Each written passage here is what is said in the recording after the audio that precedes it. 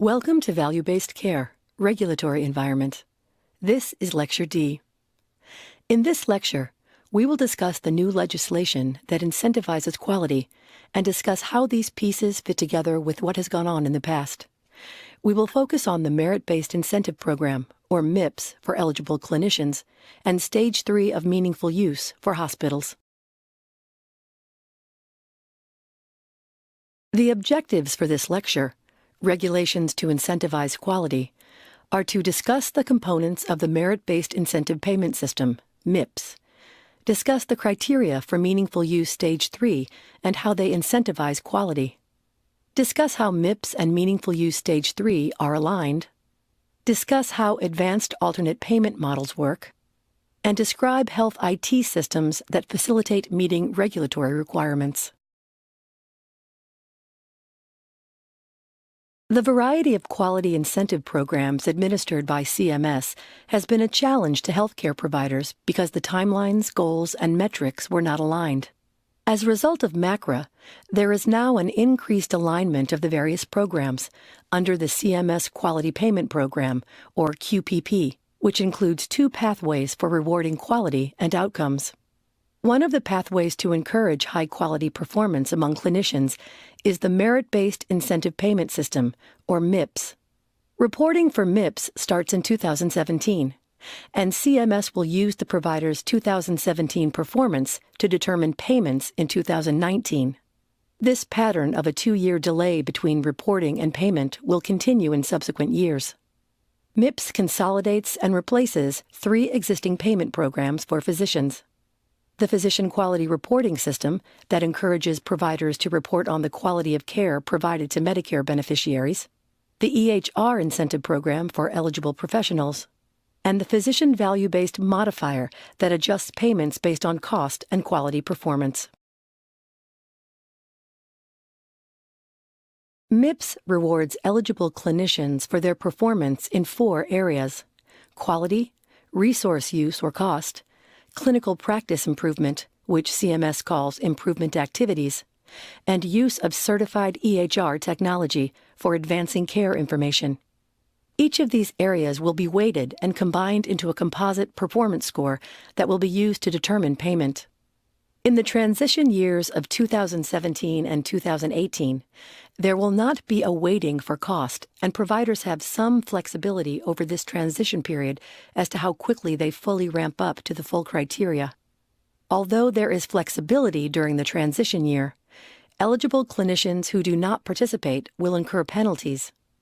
This flexibility includes how many of the areas they choose to meet, how many criteria within an area, and how long their reporting period will be. There will be a mechanism for public reporting of MIPS scores, and it is expected that by 2019, MIPS will be fully implemented. During this time, there will likely be both a ramp-up of requirements and some modifications in weights of the different MIPS components, as well as the reporting time periods. It is also possible that some of the specific requirements may get modified. A second incentive pathway is for providers who participate in what are called advanced alternative payment models, for example, accountable care organizations. Not all alternative payment models qualify as an advanced APM. An alternative payment model must meet 3 criteria to be eligible as an advanced APM, including quality reporting requirements, use of certified EHR technology, and strict financial risk conditions. Medical home models could be eligible as an APM, but they do not have to bear financial risk. If clinicians are participating in one of the advanced APM models and meet the qualifying participant criteria, they do not have to participate in MIPS and can be eligible for the additional lump sum bonus. This slide summarizes what we have discussed so far. Mandated by MACRA, several quality programs for eligible Medicare clinicians were merged and aligned as part of CMS's Quality Payment Program. Eligible clinicians have 2 pathways to receive incentives: participating in the Merit-Based Incentive Payment System or being part of an advanced alternative payment model. Both pathways require the use of certified electronic health record technology. Let's now go on to discussing the requirements connected with the advancing care information part of MIPS. The advancing care information objectives that are part of MIPS when it is fully implemented are almost the same as those currently required for meaningful use Stage 3, which we will discuss next and explain these objectives in more detail. Although the overall objectives are similar, the specific measures that are required for the base score for MIPS in 2017 are 1. Perform a security risk analysis. 2. Do e-prescribing. 3. Send summaries of care to other providers. 4. Request and be able to incorporate a summary of care from other providers. And 5. Provide patients access to their health information. If providers report on more measures than these 5 required ones, they can get additional payment. This is part of the plan that there will be some flexibility for the first few years on requirements, and that the requirements will ramp up to full implementation over the next few years. Thus, although meaningful use per se is going away for clinicians, many of the Stage 3 meaningful use criteria have been incorporated into MIPS. Over time, it is possible that MIPS may also be an option for physicians who treat primarily Medicaid patients. For providers who treat both types of patients, setting up the infrastructure for either Stage 3 or MIPS will be similar. While MIPS is designed for Medicare-eligible clinicians beginning in 2017, Stage 3 of meaningful use remains a requirement for hospitals and Medicaid-eligible professionals who seek to continue to collect Medicaid incentive payments. Stage 3 of meaningful use, like MIPS, requires the use of certified EHR technology. Also, the objectives for the MIPS category of advancing care information when MIPS is fully implemented are equivalent to those in Stage 3. But Stage 3 currently has 2 additional objectives that MIPS does not have. In November 2016, CMS announced that beginning in 2017, they will delete these objectives. It is likely that there will continue to be modifications in both Stage 3 meaningful use and MIPS, and they are likely to be more aligned in the future. Let's now look at the criteria for Stage 3. The screen shows the meaningful use Stage 3 objectives as of October 2016, including the last 2 that are planned to be eliminated and that are not part of MIPS. We will now discuss the objectives and some of the measures that indicate performance. Protected health information, or PHI, must be kept secure, and a security risk analysis must be conducted. This objective is also included in MIPS. In terms of electronic prescribing, in a hospital setting using an EHR, in-hospital electronic prescriptions would naturally be part of the CPOE process, which, as we said, is now becoming routinely used. What must be reported on for Stage 3 is e-prescribing for discharge prescriptions, where the physician sends the medication prescription to the patient's preferred pharmacy. Providing patient access to health information includes providing patients access to their own health information, as well as providing electronic patient education. For MIPS, the patient education measure is not required in 2017, although with full implementation, it will be. Coordinating care through patient engagement includes providing patients with the ability to view, download, and transmit their own health information. It also includes the capability for secure messaging between patient and provider, and allowing the collection of patient-generated health data. This whole Stage 3 objective is not part of the basic 2017 requirements for MIPS. Health information exchange has several measures.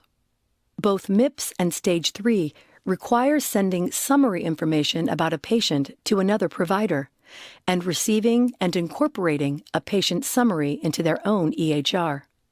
Again, if both providers are within the same hospital or health system, they would have access to the enterprise EHR, and that information would naturally be available. The requirement for Stage 3 and MIPS, though, is to be able to send and receive and incorporate health information from those outside their own system. The Health Information Exchange objective also includes clinical information reconciliation. Most healthcare providers have recognized the need for medication reconciliation during transitions of care. But there may be needs for other information reconciliation as well. The MIPS criteria for Health Information Exchange for 2017 do not include the clinical information measure. Public health reporting includes 5 different measures related to reporting data electronically to immunization, public health, and other data registries. None of those are required in 2017 for MIPS, but if providers do report on these, they can get a 5% bonus. Although Stage 3 still included use of computerized provider order entry, or CPOE, and clinical decision support at the time that the MIPS final rule came out in October 2016, these objectives are not required for MIPS. However, as we said, in November 2016, CMS announced plans to eliminate these objectives from Stage 3 meaningful use beginning in 2017. This may seem strange since these features have been part of meaningful use from the beginning, but their elimination is actually a measure of their success, not their failure. They were eliminated from MIPS because they were what is called topped out, meaning almost everyone had incorporated them into routine care, and it was not necessary to make providers go through the extra burden of reporting on their use. In addition, eliminating them would further align Stage 3 of meaningful use with the advancing care information objectives of MIPS. Even if they are eliminated, it must be remembered that these features are still very necessary to meet the quality goals of Stage 3 and MIPS. Certified electronic health record technology, which is required for all incentive programs, includes CPOE and clinical decision support capabilities. In addition, CPOE is needed for e-prescribing. In addition, clinical decision support can be helpful in addressing cost and quality issues for all the value-based care programs. The Stage 3 meaningful use and the advancing care information criteria specify certain types of technology and purposes for which the technology must be used. However, there may be other types of health IT that will be needed to meet the requirements of these new federal initiatives. The aim of MACRA, including the criteria for MIPS and APMs, as well as meaningful use Stage 3, is to promote care where quality is optimized and costs are minimized. An EHR, even without specialized features, can promote quality and safety by making sure that a patient's information is legible and accessible. With the added features of CPOE and clinical decision support, an EHR can prevent adverse events, provide reminders related to quality metrics, and promote the use of lower-cost medications. In addition, using the EHR for electronic reporting of quality metrics provides added incentives. Care coordination is essential for several of the advanced alternative payment models, but is needed more generally for improved quality and safety. Care coordination will require not just an EHR, but also health information exchange, both within and outside a given organization, which is why HIE is such an important part of both Stage 3 meaningful use as well as MIPS. Increasing patient engagement is an important part of clinical practice improvement activities, which is one of the other focal areas for MIPS. In addition, as MIPS ramps up, like the Stage 3 current objective, it will be required. Efforts to engage patients can benefit from making it easy for patients to access their information, which is a requirement of both MIPS and Stage 3 meaningful use. A patient portal can facilitate such access and can also foster physician-patient communication, display trends in patient data over time so patients can engage in self-monitoring, and may be able to improve medication adherence by making it easier for patients to request medication refills. All of these legislative initiatives require monitoring of both quality and cost. Again, while an EHR is capturing data related to the process of care, cost data are often in a separate system.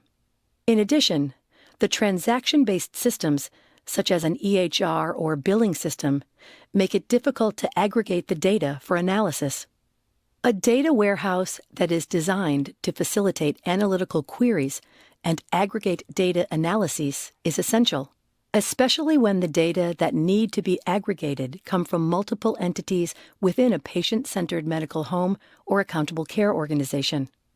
Population health tools, including internal registries, may also be helpful in monitoring patients with chronic diseases, since patients with these conditions are often the most vulnerable and incur the highest costs.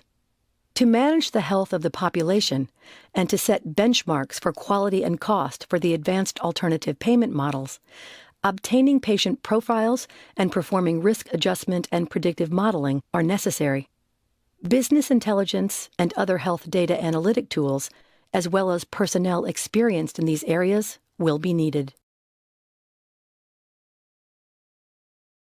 Finally, one way for an organization to manage providers' performance on the required metrics is to provide the performance data internally to both providers and administrators. Dashboards with individual and group performance metrics can provide feedback to providers, helping them to improve their practice, and can help administrators manage both quality and the costs incurred. This concludes Lecture D of Regulatory Environment. In this lecture, we described how CMS has operationalized some of the mandates of the MACRA legislation that was passed in 2015. We described the mechanisms available to take advantage of new incentive programs developed as part of the Quality Payment Program of the Centers for Medicare and Medicaid Services. These mechanisms include the MeritBased incentive payment system and the incentives available for eligible clinicians who practice in advanced alternative payment models. We also described the criteria that hospitals need to meet to qualify for incentives under Meaningful Use Stage 3. Finally, this lecture described the crucial role that health IT will play in meeting the goals for value-based care that are incorporated into all of these regulatory requirements.